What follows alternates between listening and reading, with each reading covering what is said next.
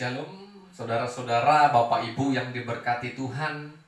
Sebelum kita mendengarkan firman Tuhan, sebelumnya kita satukan hati kita bersatu di dalam doa. Segala puji syukur, hormat, kemuliaan kami panjatkan kehadirat-Mu ya Tuhan.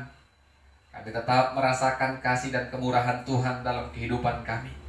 Sebentar kami akan menikmati berkat Tuhan lewat firman-Mu yang akan kami dengarkan dan akan kami perdengarkan ya Tuhan.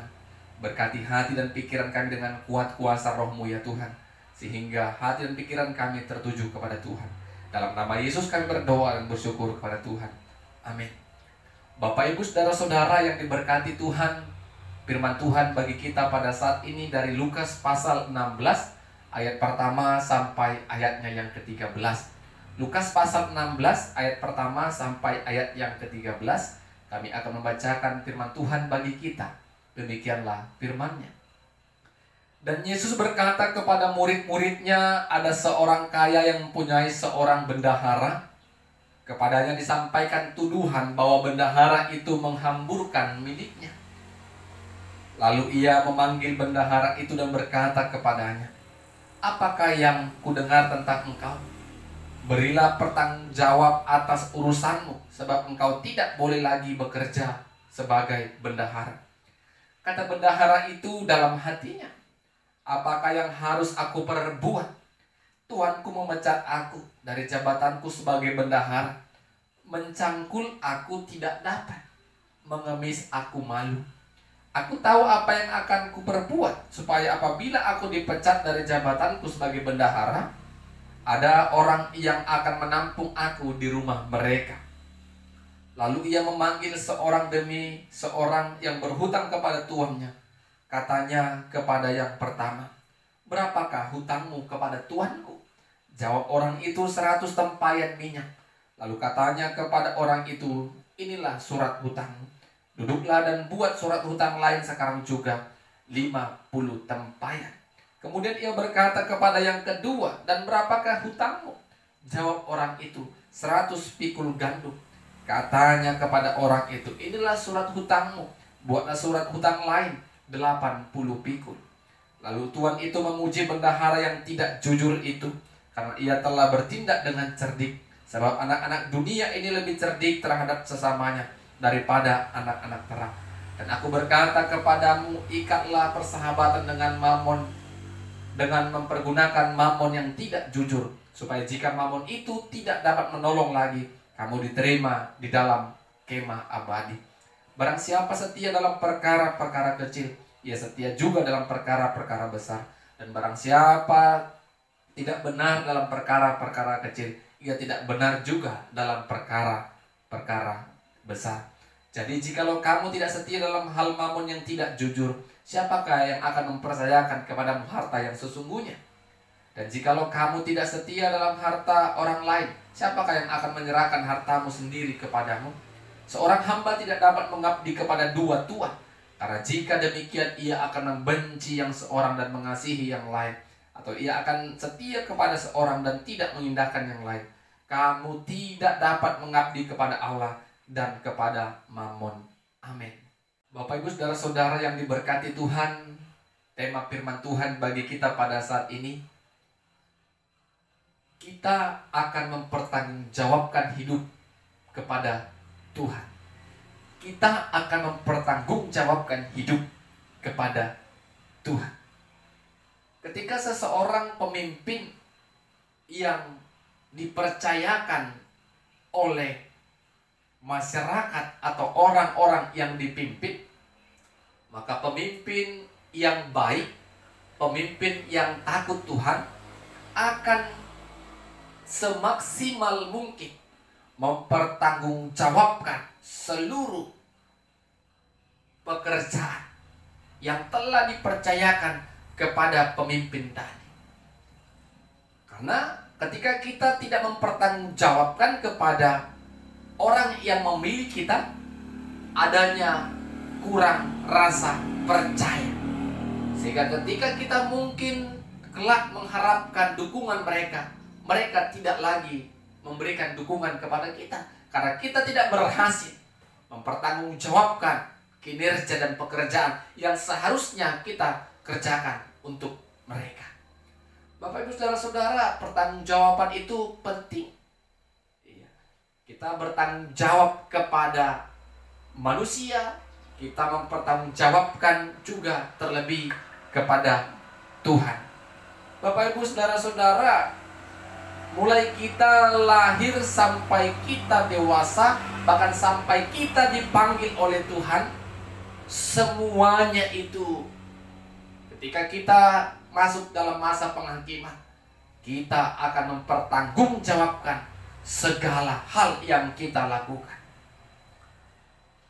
Melalui pengajarannya, Yesus mengatakan pada saat ini, bagaimana ada orang kaya yang mempunyai seorang bendahara, dan orang kaya tersebut mendengarkan kalau bendaharanya menghambur-hamburkan harta miliknya. Sehingga dia panggil bendahara itu. Dia menyuruh bendahara itu mempertanggungjawabkan apa yang dikerjakannya. Bapak Ibu Saudara-saudara, bendahara itu boros.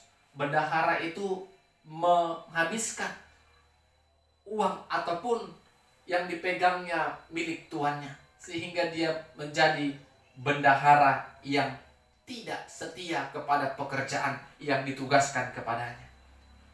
Ketika dia mau dipecat dan akan dipecat, maka bendahara itu berkata dalam hatinya, apa yang aku akan kerjakan? Tuanku memecat aku. Mencangkul aku tidak dapat, mengemis aku malu. Bapak Ibu Saudara-saudara, yang dia kerjakan, memanggil orang yang berhutang kepadanya dan membuat surat hutang yang baru. Yang 100 tempayan menjadi 50 tempayan. Yang 100 pikul gandum menjadi 80. Sehingga ketika dia tidak lagi memiliki pekerjaan, banyak orang yang berbelas kasih, berhutang budi kepadanya. Itu yang dilakukan oleh bendahara tadi. Sehingga tuannya memujinya. Dia mengatakan bendahara itu adalah orang yang cerdik. Bapak Ibu Saudara-saudara, tapi ayat berikutnya Tuhan Yesus katakan, barang siapa yang setia kepada perkara kecil, dia akan setia juga kepada perkara besar. Barang siapa tidak setia pada perkara kecil, dia tidak setia juga pada perkara besar. Terkadang Bapak Ibu, semua kita memiliki tanggung jawab yang berbeda-beda. Ada tanggung jawab kita yang kecil, tetapi kalau yang kecil saja kita tidak setia dan tidak mengerjakannya dengan sungguh-sungguh, bagaimana mungkin kita akan mengerjakan perkara yang besar? Tidak mungkin, mustahil. Jadi Bapak Ibu Saudara-saudara, setiap orang memiliki tanggung jawab yang berbeda-beda. Kita semua sebagai suami, tetapi sebagai suami semua berbeda tanggung jawabnya, tugasnya. Kita mungkin sebagai orang tua, tetapi kita memiliki perbedaan dalam tanggung jawab yang diberikan Tuhan kepada kita. Mungkin kita memiliki pekerjaan yang berbeda-beda, ekonomi, pendapatan, penghasilan yang berbeda-beda, tetapi semua itu akan kita pertanggungjawabkan di hadapan Tuhan. Sudahkah kita bisa menjadi berkat bagi sesama? Jadi Bapak Ibu Saudara-saudara, begitu juga dalam pelayanan kita. Pelayanan yang kita terima, pelayanan yang kita lakukan kelak juga akan kita pertanggungjawabkan kepada Tuhan. Jangan kita menuntut Tuhan memberikan lebih besar, tetapi syukurilah. Lihatlah apakah yang Tuhan berikan bagi kita pada saat ini benar-benar kita setia di dalamnya. Tidak akan mungkin Tuhan memberikan pelayanan yang lebih besar, sehingga pelayanan yang kecil pun kita anggap sepele, kita anggap pandang sebelah mata. Bagaimana mungkin Tuhan berikan pekerjaan yang besar atau penghasilan yang besar, ketika kita memiliki pekerjaan yang kecil dan penghasilan kecil pun kita tidak sungguh-sungguh mengerjakannya, bahkan tidak giat untuk melakukannya. Jadi Bapak Ibu Saudara-saudara, kita belajar, kita mau setia dalam perkara-perkara kecil. Kalau kita setia dalam perkara kecil, Bapak Ibu, Tuhan akan berikan perkara-perkara besar yang mungkin terus akan membentuk karakter kita, membentuk pribadi kita ke arah yang lebih baik lagi. Tuhan ingatkan, kita tidak boleh menyembah dua tuhan. Satu Mamon, satu Tuhan. Kita harus memilih mana yang kita pilih. Kalau kita memilih Mamon, maka tidak akan mungkin kita juga mengasihi Allah. Tetapi kalau kita mengasihi Allah, kita pilih Tuhan kita Allah, maka Tuhanlah yang kita kasihi. Sehingga apapun yang kita kerjakan, tanggung jawab apapun yang kita lakukan, semua berdasarkan kebenaran firman Tuhan. Orang yang mengasihi Allah pasti melakukan semua pekerjaan tanggung jawabnya dengan kejujuran. Orang yang mengasihi Allah, menyembah Allah dan memuji Allah, pasti mengasihi sesama. Sebagai orang tua mengasihi anak, sebagai istri suami mengasihi pasangannya, sebagai anak mengasihi orang tua. Karena dia menyembah Tuhan, yaitu Allah yang kita sembah dalam Kristus Yesus. Bapak Ibu Saudara-saudara, kita gunakan waktu yang Tuhan berikan. Kapan Tuhan panggil kita, kelak kita akan pertanggungjawabkan. Mari, ketika kita akan mempertanggungjawabkan kehidupan kita, kita harus menjadi berkat. Kita harus bisa menolong. Kita harus bisa setia dengan perkara-perkara yang Tuhan berikan dalam kehidupan kita. Tuhan menolong kita. Amin. Kita berdoa. Tuhan Yesus, terima kasih buat kebenaran firman-Mu yang telah memberkati kami. Kami percaya kami akan mempertanggungjawabkan kehidupan yang telah Tuhan berikan kepada kami. Firman-Mu juga mengingatkan kami untuk setia dalam perkara kecil. Bila Tuhan menolong kami melalui pertolongan Roh-Mu, sehingga Tuhan izinkan hal-hal yang besar akan kami kerjakan ke depannya. Dalam nama Yesus kami berdoa dan bersyukur. Amin. Shalom. Tuhan Yesus memberkati kita semua. Shalom Bapak Ibu Saudara-saudara yang diberkati Tuhan. Sebelum kita mendengarkan kebenaran firman Tuhan, mari kita satukan hati kita bersekutu dalam doa. Terima kasih ya Allah yang tetap memelihara, menjaga dan memberkati kehidupan kami. Kami puji, kami muliakan nama Tuhan. Tiba saatnya bagi kami untuk merenungkan kebenaran firman-Mu. Berkati hati dan pikiran kami melalui kuasa Roh-Mu yang kudus ya Tuhan. Dalam nama Yesus kami berdoa dan bersyukur. Amin.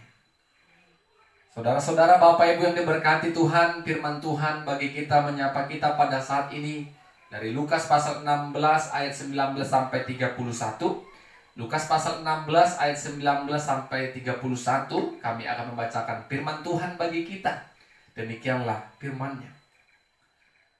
Ada seorang kaya yang selalu berpakaian jubah ungu dan kain halus, dan setiap hari ia bersukaria dalam kemewahan. Dan ada seorang pengemis bernama Lazarus, badannya penuh dengan borok, berbaring dekat pintu rumah orang kaya itu, dan ingin menghilangkan laparnya dengan apa yang jatuh dari meja orang kaya itu. Malahan anjing-anjing datang dan menjilat boroknya. Kemudian matilah orang miskin itu, lalu dibawa oleh malaikat-malaikat ke pangkuan Abraham.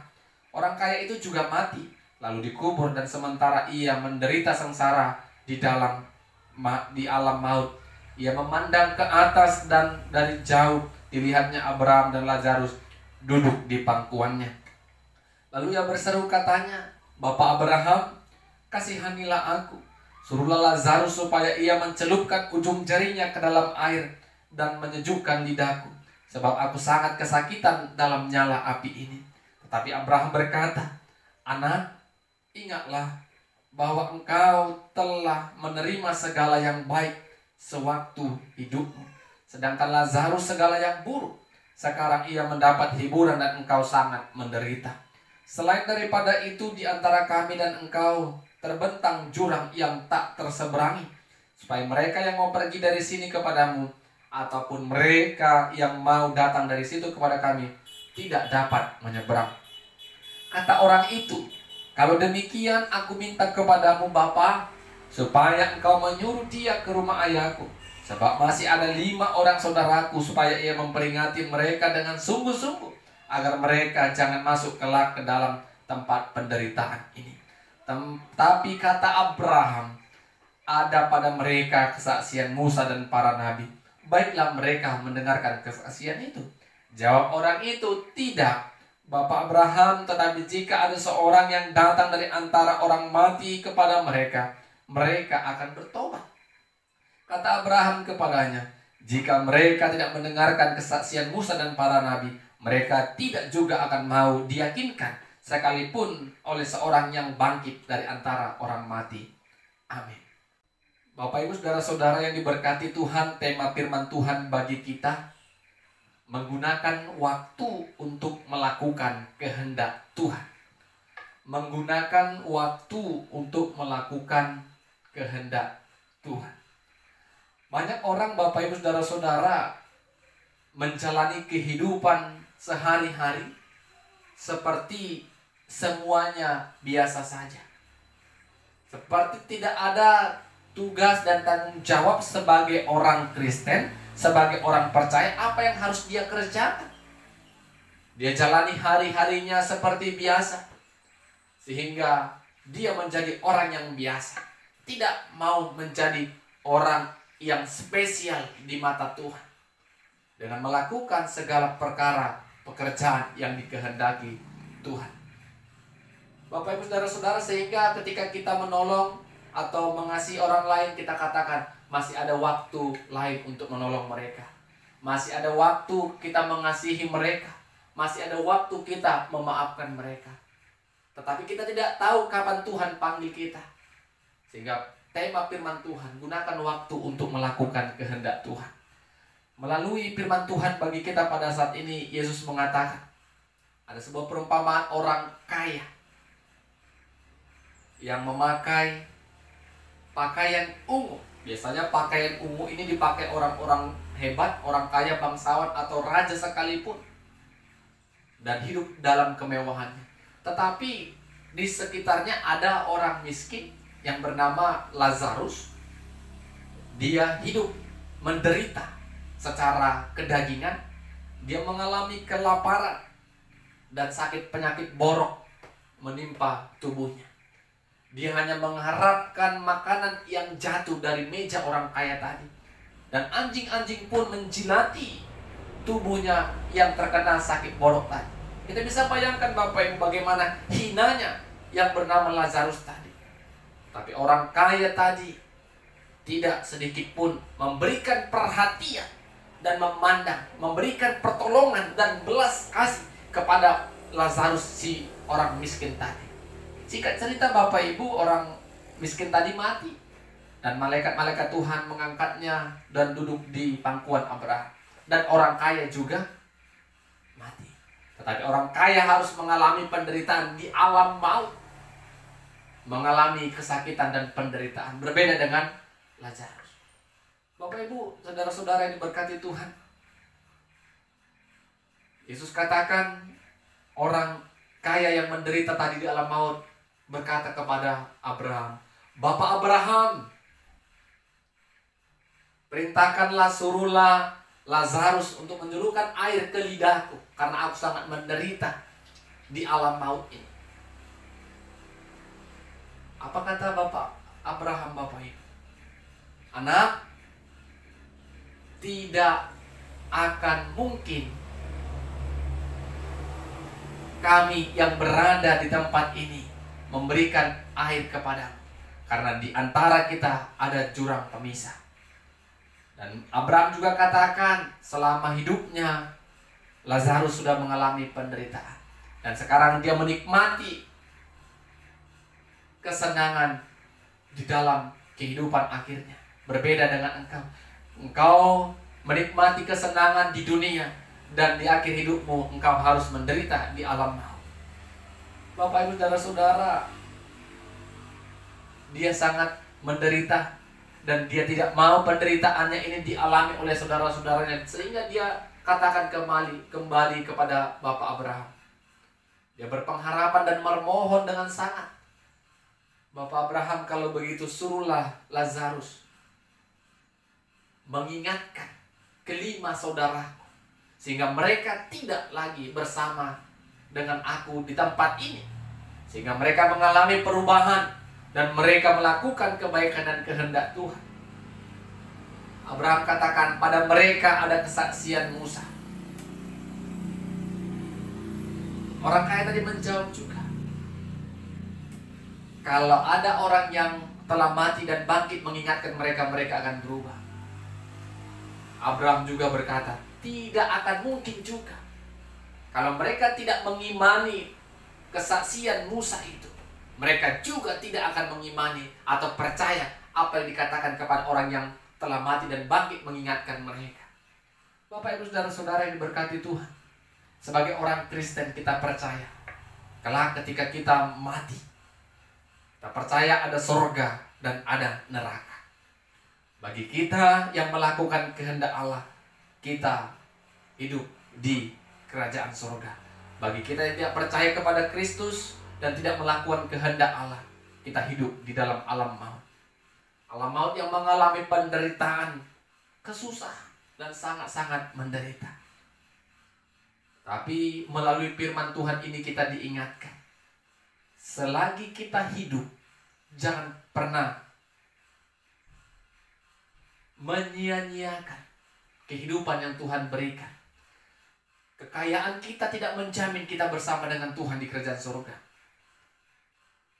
Ketika kita menderita juga, kita jangan mengeluh, karena penderitaan yang Tuhan berikan dan Tuhan izinkan yang kita alami, mungkin Tuhan akan lebih sediakan kalau kita hidup mensyukuri dan mengandalkan Tuhan. Bapak Ibu Saudara-saudara, ada lirik lagu mengatakan, orang kaya mati, orang miskin mati, raja-raja mati, orang kecil mati. Melalui lagu ini kita diingatkan semua kita akan kembali kepada Tuhan, Sang Pemilik hidup. Mari Bapak Ibu, sebelum kita menyesal, gunakan waktumu untuk percaya kepada Yesus sebagai Tuhan dan Juru Selamat. Gunakan waktumu untuk melakukan kehendak Allah. Banyak kehendak Allah. Menolong sesama, mengasihi sesama, dan menjadi berkat bagi sesama. Sehingga kehidupan kita boleh senantiasa memuliakan Tuhan. Amin, kita berdoa. Tuhan, terima kasih buat firman-Mu yang telah kami perdengarkan dan dengarkan bersama. Ajari kami untuk menggunakan waktu yang Tuhan berikan kepada kami untuk melakukan kehendak Tuhan, berbagi kasih dan melakukan apa yang terbaik di mata Tuhan. Roh-Mu yang menolong kami untuk melakukan firman-Mu. Dalam nama Yesus kami berdoa dan bersyukur. Amin. Shalom. Tuhan Yesus memberkati kita semua.